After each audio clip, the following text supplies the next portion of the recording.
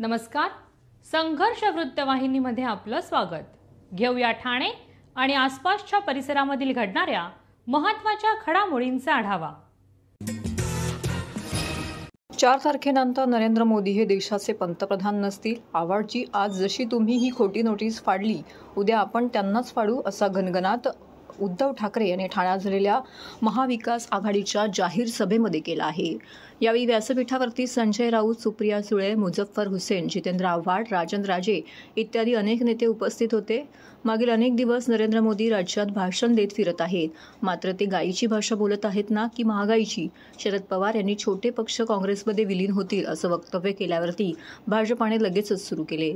शिवसेना स्वतः विलीन होईल असं गेली 25 वर्षे शिवसेना भाजपसोबत होती तेव्हा विलीन नाही झाली, मग आता का विलीन होईल असा टोला शिवसेना उद्धव बाळासाहेब ठाकरे पक्षप्रमुख उद्धव ठाकरे यांनी डोंबिवलीतील प्रचार सभेदरम्यान भाजपाला लगावला. ठाण्यातील गडकरी रंगायतांसमोरील रस्त्यावर भरगच्च सभेत महाआघाडीचे उमेदवार राजेंद्र विचारे यांच्या प्रचारार्थ आयोजित सभेमध्ये ठाकरे बोलत होते.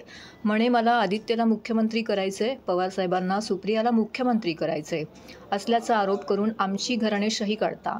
शिवसेना प्रमुखांची घराणेशाही तुम्हाला चालत नाही.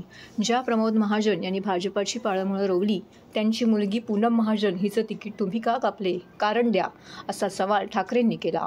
प्रत्येक सभेत मोदी रामाचा जेवढा जप करत नाही तेवढ्या माझ्या नावाचा जप करतात. राजकारणातील वादविवादावरती बोलण्यापेक्षा तुम्ही महागाईवरती का बोलत नाही? 400 पारचा नारा देताना गॅसचा भाव 400 पार झाला, लसूणचा भाव 400 पार झाला, याचं तुम्हाला काही वाईट वाटत नाही, असा टोला ठाकरेंनी मोदींना लगावलाय. भाजपला पोरं होत नाही त्याला आम्ही काय करणार, तुम्हाला पोरं होत नाही त्यामुळे दुसऱ्यांची पोरं घेऊन ती कडेवर खेळवता, अशी टीका त्यांनी भाजपावरती केली आहे. मोदी अजून 2 वर्षांनी, तुम्ही 75 वर्षाचे व्हाल तेव्हा तुमच्याच म्हणण्याप्रमाणे तुम्ही राजकारण सोडणार आहात. मला सांगा, तुमच्यानंतर भाजपात कोण आहे का? उद्या हीच भाजप फुटायला वेळ नाही लागणार. मोदी एकदा आम्हाला नकली सेना म्हणतात, दुसरीकडे डोळा मारतात आणि तिसऱ्यांदा नकली संतान म्हणतात. हा शिवसेना प्रमुखांचा अपमान नाही का? मी जाहीर सांगतो, जे आम्हाला नकली म्हणतात ते बेअकली आहेत. नकली आम्ही नाही तर तुम्हीच आहात. तर तुमच्या पक्षात बघा सगळे बाहेरचे लोक आणून गर्दी केली आहे. ओरिजिनल भाजपा कुठं आहे असा टोला यावेळी त्यांनी लगावला आहे. पण आता देशाची लढाई आहे म्हणून मी देशभक्त हा शब्द वापरला. तर या आता गद्दारांचा चेहरा पाहिला तुम्ही, मी सांगितलं बंद कर रे, हे गद्दार नकोत. पण आता त्यांच्याकडनं झालेली स्तुती पण नको आणि त्यांचे चेहरे पण नकोत. मग यांनी सुरू केलं, हे बघा काँग्रेस बरोबर गेले आणि हिंदू शब्द बोलायला विसरून गेले. मग त्यांना मी विचारतोय, हिंदू काय देशभक्त नाही आहेत काय?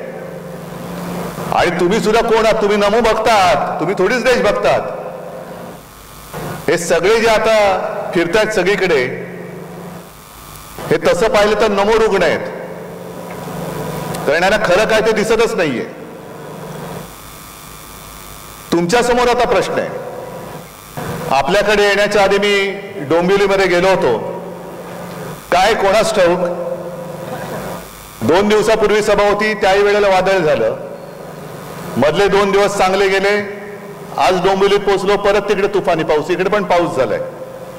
म्हटलं कोण परत गुवाहाटीला गेलं की काय रेडा कापायला, यांची सभा होऊ नये म्हणून. पण त्यांना कल्पना नाही, तुम्ही किती रेडे कापले तरी आम्ही सुद्धा काय कमकुवत आशीर्वाद घेऊन जन्माला नाही आलेलो. आणि महाराष्ट्रामध्ये मी फिरतोय, बहुतेक जिथे जिथे गद्दारी झाले तिथे लोक, नवीन लोक येत आहेत आणि मला सांगतात की साहेब आम्ही यांच्यामुळे शिवसेनेत येत नव्हतो. म्हटलं बरं झालं, सडलेली पानं झडली ती, बरं झालं. सडलेली पानं आहेत. आणि मला राजन तुमचं जाहीर कौतुक करायचंय की तुमच्या वाटेला येतोस का विचारायला कोणी गेलं नाही, नाहीतर तुम्हाला सुद्धा खोक्यांची ऑफर झाली असती. याला निष्ठा म्हणतात, याला शिवसेना प्रमुखांचा आणि आनंद दिघेंचा शिवसैनिक म्हणतात.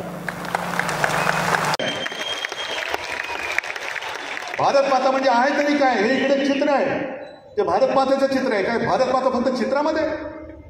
माझी भारत माता समोर जिवंत तुमच्याकडनं अपेक्षा करते, आक्रोश करते. शेतकरी आक्रोश करतायत, महिला आक्रोश करतायत.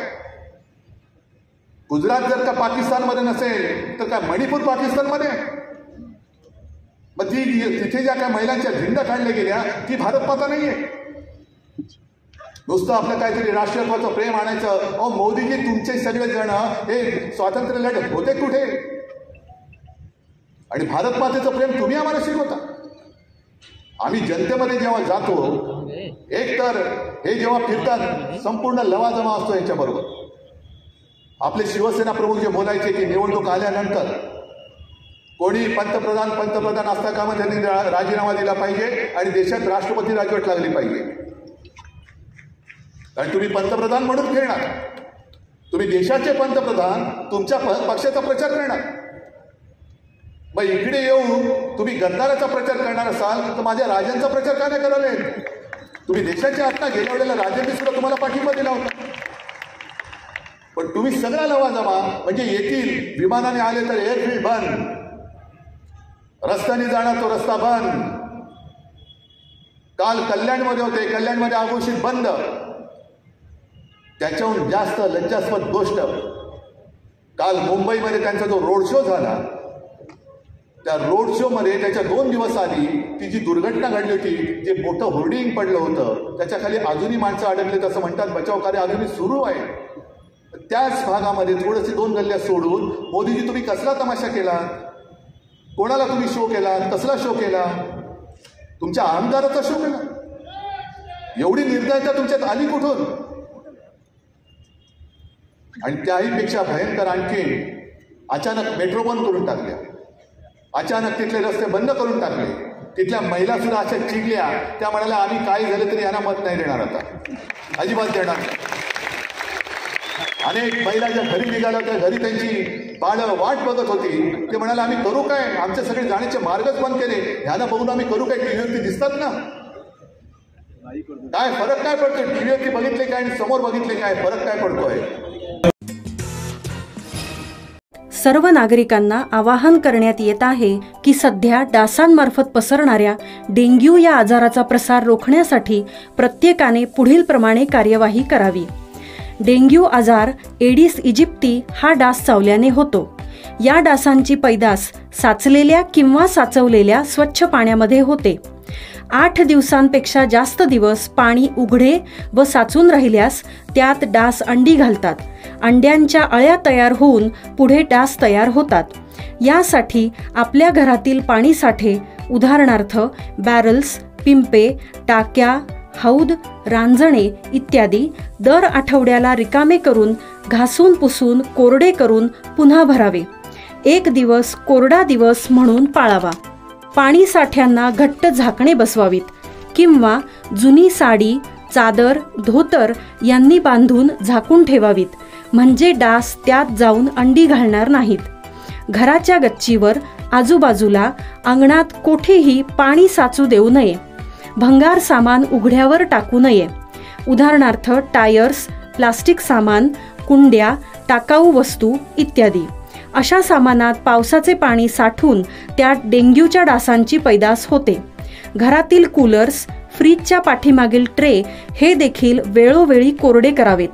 लक्षात ठेवा, नुसत्या फवारणीने डास घनता कमी होत नाही, तर त्यासाठी डास पैदास ठिकाणे नष्ट करणे ही आपल्या सर्वांची जबाबदारी आहे. कोणताही ताप अंगावर न काढता जवळच्या शासकीय रुग्णालयात मोफत औषधोपचार घ्या.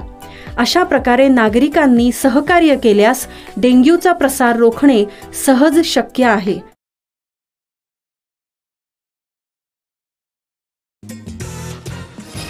राष्ट्रवादी शरदचंद्र पवार पक्षाच्या पदाधिकाऱ्यांना प्रतिबंधात्मक कारवाई म्हणून नोटीस बजावण्यात आली असून त्यांना 15 ते 19 मे या कालावधीत विभागातून बाहेर राहण्याचे आदेश पोलिसांनी दिले आहेत. या नोटीसीनंतर राष्ट्रवादी शरद पवार पक्षाचे नेते जितेंद्र आव्हाड यांनी या नोटीसला विरोध केला आहे. पदाधिकाऱ्यांना आवर्ते घ्यावे, अन्यथा ज्या क्षेत्रामध्ये पदाधिकाऱ्यांना नोटीस बजावल्या जात आहेत ते क्षेत्र बंद करू असा इशारा आव्हाड यांनी दिला आहे. निवडणुकीमध्ये मतदारांवरती प्रभाव पाडला जाऊ शकतो असं सांगत ठाणे पोलिसांनी राष्ट्रवादी शरदचंद्र पवार पक्षाच्या पदाधिकाऱ्यांना प्रतिबंधात्मक कारवाई म्हणून नोटीस बजावली आहे. या मुद्द्यावरून जितेंद्र आव्हाड यांनी सकाळी पत्रकार परिषद घेत पोलिसांवरती आरोप केले. पदाधिकाऱ्यांची गुन्हेगारी पार्श्वभूमी नसतानाही पोलिसांकडून नोटीस पाठवली जात आहे. पोलिसांची वागणूक चुकीची आहे. पोलिसांनी राजकीय गुलाम बनू नये. संविधानाने नागरिकांना कोणत्याही भागात राहण्याचे अधिकार दिले आहेत. पोलिसांनी आवर्त घ्यायला हवं, अन्यथा आम्ही वेगळे पाऊल उचलू. ज्या क्षेत्रामध्ये असे प्रकार घडत आहेत ते क्षेत्र बंद करू, असा इशारा आव्हाड यांनी दिला आहे. ठाण्यात मोक्काचे आरोपी पॅरोलवर बाहेर आहेत. हत्येसारखे गंभीर गुन्ह्यातील आरोपी सत्ताधारी पक्षाशी संबंधित असून ते मोकाट फिरत आहेत. त्यांची नावं माझ्याकडे आहेत. ते नागरिकांना दमदाटी करत आहेत, परंतु त्यांच्यावर कारवाई होत नाही. त्यांच्या नावाने नोटीस काढाव्या, असं आव्हाड म्हणालेत. ही निवडणूक लोकशाही वाचवण्यासाठी होत आहे, परंतु लोकशाहीची हत्या सुरू आहे. या प्रकाराविषयी निवडणूक आयोगाला तक्रार करण्यात येईल. मतदान प्रचाराच्या दिवसात पदाधिकाऱ्यांना प्रचार करण्यापासून दूर केलं जात आहे. हा अन्याय आम्ही सहन करणार नाही, असंही आव्हाड म्हणाले. केला जातोय मतदानापासून किंवा असा अधिकार वापरून मतदान क्षेत्रापासून 5 किलोमीटर विरोधी पक्षाच्या कार्यकर्त्यांना दूर ठेवणं हे लोकशाहीला मंजूर नाहीये. आता तर महत्वाचं कामं सुरू झाली. स्लिप वाटणं सुरू झालं, पेपर पॅम्पलेट्स वाटणं सुरू झालं, मतदानांच्या घरी जाऊन त्यांना समजावणं सुरू झालं. हे सगळं शेवटच्या 3-4 दिवसातच होतं. म्हणजे ह्याचा अर्थ लोकशाही मधली ही प्रक्रिया विरोधकांना बाहेर घालून बंद पाडायची. याच्यापेक्षा सामदाम दंडभेद काय होत आणि पुराव्यावर बोलतो. आणि आता आम्ही 15 मिनिटात याची जी अथॉरिटी आहे डिस्ट्रिक्ट मॅजिस्ट्रेट त्याच्याकडे आम्ही अर्ज पण टाकतो. आम्ही इलेक्शन कमिशनला पण कळवतो. आणि असे अन्याय आम्ही सहन करणारी माणसं नाही. आम्ही लोकशाहीला मानणारी माणसं. लोकशाही पद्धतीने उद्या जर आम्ही कुठला बंद बिंदाचा कॉल दिला आणि त्याच्यात जर काही झालं तर त्याची जबाबदारी पोलिसांवर राहील. बिचारा कलेक्टर काय करणार. सगळे हात बांधून ठेवलेत खुर्चीला. ते पेनही वापरू शकत नाहीत. मी काय आदेशही दिले. अख्ख्या प्रशासनाचे हात बांधून ठेवलेले अख्ख्या महाराष्ट्रात. काय करू शकतात. 1991 हा संविधानाचा भाग आहे. तो वाचून दाखवला. मी परत एकदा वाचून दाखवतो.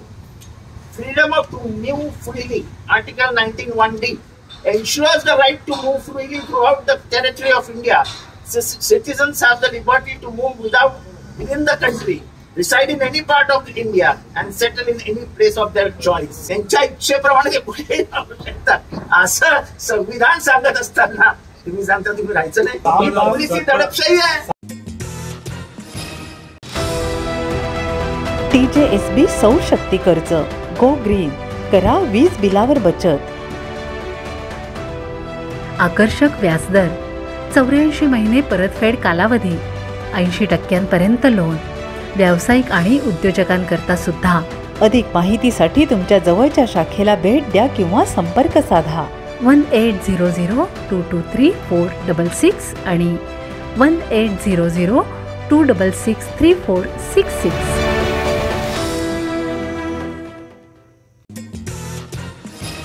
चार विषयात 100पैकी 100 गुण मिळवणाऱ्या ठाण्याच्या नव्या अग्रवालने ICSE बोर्डात घवघवीत यश संपादन केलंय. कबड्डी खेळताना डाव्या हाताचे हाड मोडले असूनही नव्या अग्रवाल हिने ICSE 10व्या वर्गामध्ये 99.40% गुण मिळवले आहेत. डाव्या हातात लोखंडाचा रॉड असूनही त्याने दिवसातून 2 ते 3 तास तिने अभ्यास केला आणि महाराष्ट्रात प्रथम क्रमांक पटकावला. नव्या अग्रवाल ही राष्ट्रीय बास्केटबॉल खेळाडू आहे. तिला भारतासाठी बास्केटबॉल खेळायचं आहे. ठाण्यातील कोलशेड रोडवरील ढोकाई कॅम्पसमध्ये राहणाऱ्या 16 वर्षीय नव्या अग्रवाल हिने ICSE 10वी बोर्डामध्ये 4 विषयामध्ये 100पैकी 100 गुण मिळवले आहेत. टक्केवारी एकूण 99.40% इतकी आहे. तर नव्या अग्रवालने सांगितलं की ती दिवसातून केवळ 2 ते 3 तास अभ्यास करायची. कबड्डी खेळताना डाव्या हाताचं हाड मोडूनही तिने ICSEच्या 10वीच्या बोर्डामध्ये 99.40% गुण मिळवून खरोखरच एक वेगळा आदर्श निर्माण केला आहे. तो स्टार्ट में तो एकदम संतुष्ट थी कि हाँ मेरे को 99.9 लाना है. तो हम लोग के लास्ट स्कूल टॉपर आए थे, स्पीच दिया था, इससे मुझे बहुत इंस्पिरेशन मिला और मतलब ऐसा फोकस बन गया था कि हाँ अभी लाना है. और फिर हम लोग का स्कूल सेनेट था तो मैंने हेड गर्ल के लिए अप्लाई किया था, लेकिन नहीं मिला. तो उसका भी ऐसा मोटिवेशन आया कि प्रूव कर सकते हो कि आपको अभी तो लाना है ऐसा. बट साल के बीच में कबड्डी खेलते हुए इंजरी हो गया, मैं गिर गई, हाथ ट्विस्ट हुआ और इसके लिए लेफ्ट हैंड के दोनों बोन ब्रेक हो गए. तो उसके बाद ऐसा थोड़ा सेटबैक आया. मुझे 3 महीने तक हाथ में कास्ट था और मुझे बहुत मेहनत करना पड़ा मतलब वापस उठने के लिए. और उसमें बहुत लोगों का सपोर्ट था. पेरेंट्स का तो मतलब उन्होंने 24/7 इतना मदद किया. उसके बाद बस आंटी का, फिर school staff, school teachers, principal, tuition teachers सब मेरे साथ लगे रहे और उसका ये फ्रूट आया. अगस्त 2023 में उसने अपना का 2 मेजर ब्रेक किया while playing kabaddi. But that was definitely a setback, but हमने उसको डिप्रेशन में नहीं जाने दिया. We all supported her. Within she started back to her school.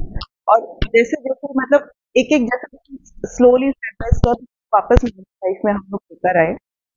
मतलब उसको ऐसा कभी लगने नहीं दिया कि डेफिनेटली वो अपना स्पोर्ट्स नहीं खेल पा रही. थोड़ा अपना डे टू डे करने में हिंट्रेस्ट था, बट उसके अलावा उसको वही बोला फिर अभी ठीक है स्पोर्ट्स नहीं खेल पाएगी लेकिन अपना पढ़ाई पे फोकस कर. दिस इज योर 10th स्टैंडर्ड. इसकी वजह से कुछ प्रॉब्लम नहीं होना चाहिए, कोई सब्जेक्ट नहीं लेना है, कोई डिप्रेशन में नहीं जाना है. Go away time. तर हे होतं संघर्ष वृत्तवाहिनीचं आजचं बातमीपत्र. उद्या पुन्हा भेटू याच वेळी याच ठिकाणी ताज्या घडामोडींसह. तोपर्यंत नमस्कार.